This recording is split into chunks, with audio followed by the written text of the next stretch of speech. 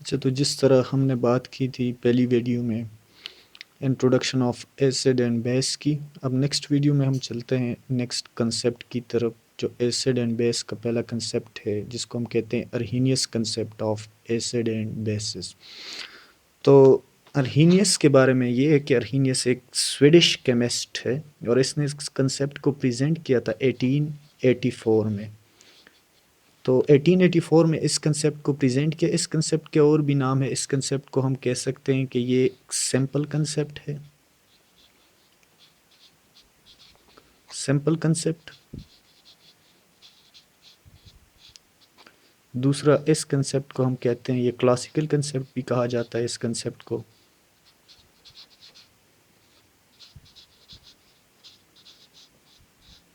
And इस concept का एक तीसरा नाम भी है। इस कंसेप्ट को हम कहते हैं water ion system.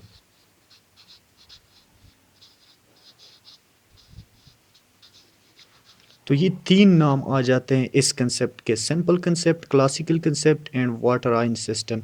Simple concept इसको इसलिए कहा जाता था कि ये एसिड बेस का सबसे पहला और सिंपलेस्ट एवर कंसेप्ट था। क्लासिकल कंसेप्ट इस बेस पे इसको कहा जाता है कि जो भी चीज़ें 19 सेंचुरी से पहले की थी तो उसको हम क्लासिकल कहते हैं। तो ये भी 1884 में प्रेजेंट हुआ, इसलिए इसको क्लासिकल कंसेप्ट कहा जाता है। और वाटर आयन सिस्टम इसको इसलिए कहा जाता है कि इसमें जितने भी एसिड बेस के रिएक्शन हुए उसमें जो मीडियम था वो वाटर को रखा गया। तो हम कह सकते हैं कि all the reactions are limited to aqueous medium. तो आते हैं कि अर्हीनियस ने एसिड बेस को किस तरह डिफाइन किया था। तो सबसे पहले हम एसिड की डिफिनीशन देखते हैं कि अर्हीनियस कंसेप्ट के मुताबिक एसिड क्या है।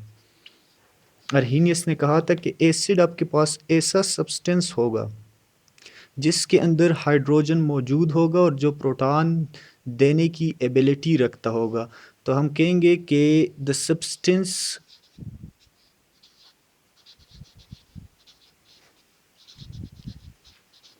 Which contain hydrogen and have the ability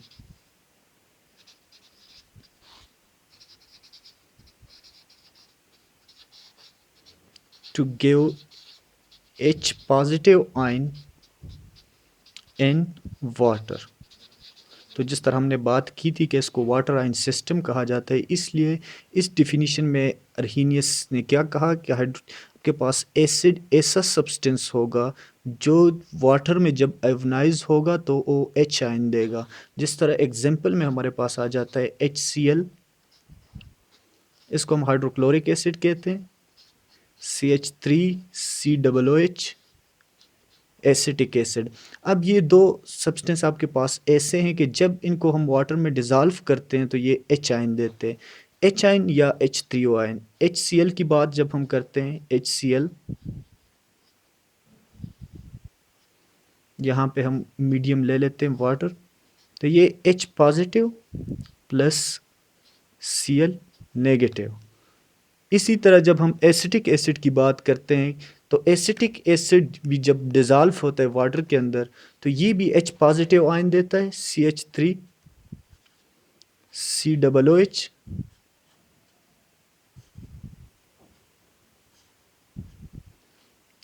H positive ion plus CH3COO negative. तो ये आपके पास एक एसीटेट आयन बनते हैं, दूसरा H पॉजिटिव आयन बनता है। तो ये भी इक्वस मीडियम की बात यहाँ पे हो रही है।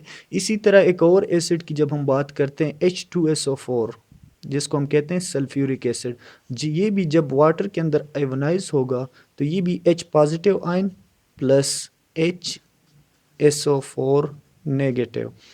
तो अर्हीनियस के मुताबिक एसिड ऐसा सब्सटेंस होगा जो जब वाटर में डिज़ोल्व होगा तो ये एच आयन देगा या H3O आयन देगा, H3O, जिसको हम कहते हैं हाइड्रोनियम आयन।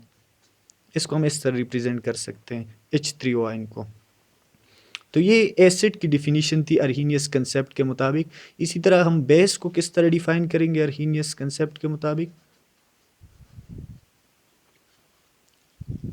अर्हीनियस ने कहा था कि बेस ऐसा सब्सटेंस होगा जब वाटर के अंदर डिज़ोल्व होगा तो ये OH आयन देगा। तो हम बेस की डिफिनीशन को यहाँ पे इस तरह लिखेंगे, द सब्सटेंस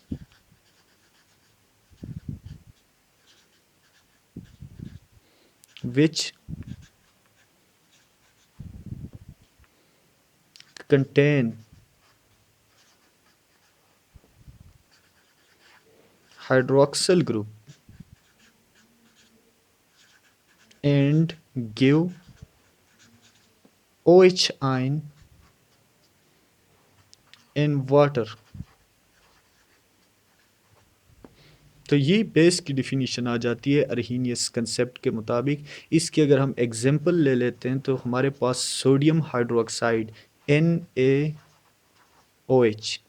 इसकी हम बात करते हैं तो NaOH जब डिज़ाल्व होगा वाटर के अंदर, ये बात याद रखनी है कि यहाँ पे जो मीडियम यूज़ हो रहा है, मीडियम वाटर यूज़ हो रहा है, तो ये आपके पास Na positive plus OH negative.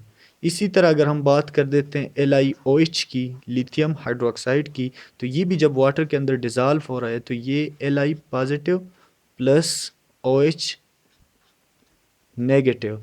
तो ऐसे सब्सटेंस जिसके अंदर हाइड्रोक्सिल ग्रुप मौजूद हो और जब ये वाटर के अंदर डिज़ाल्व हो तो OH नेगेटिव आयन दे, इसको हम बेस कहेंगे। ये पहला कंसेप्ट था अरहीनियस का जिसने एसिड और बेस को डिफ़ाइन किया गया। अब नेक्स्ट वीडियो में इंशाल्लाह हम पढ़ेंगे कि इसके एडवांटेजेस क्या थे और इसके डिसएडवांटेजेस क्या है।